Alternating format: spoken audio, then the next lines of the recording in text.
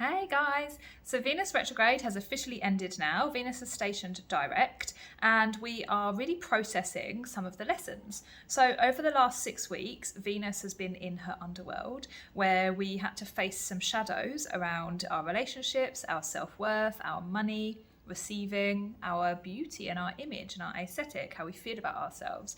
And so you might have had maybe some challenges around these things over the past 6 weeks. And so now as Venus retrograde starts to end, there is kind of like a closure of this where you might be processing, you might be trying to understand things, you might be like figuring out what the lesson was. So I'm going to pick you a couple of cards just to give you a little overview of what your Venus retrograde lessons were. So here we have the Moon in reverse and the Ten of Pentacles. So this is suggesting that there was maybe some family baggage or ancestral kind of baggage that came through for you at this Venus retrograde in the last 6 weeks, where, you know, maybe you were questioning your stability. Maybe there were some things that have been inherited that were kind of confusing or that you had to work through. You had to work through some things from your past. This might have been like a relationship pattern that was handed down through the women and, you know, it's your job to kind of break the curse.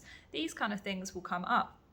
And they are now like kind of seeking some closure, you know, maybe not entirely, but just one element of it is seeking closure right now. Something really is like coming to a head where you're like, no more, not doing this anymore, you know. And so when you turn this Moon card up the right way, you kind of have a feeling of what it should be instead, you know. You kind of get some perspective, you get some insight where you're like, yes, this is how I should be feeling, this is how I can empower myself now from now on.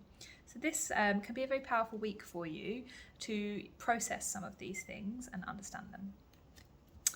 So guys, have a lovely week and subscribe, and I'll see you here next time.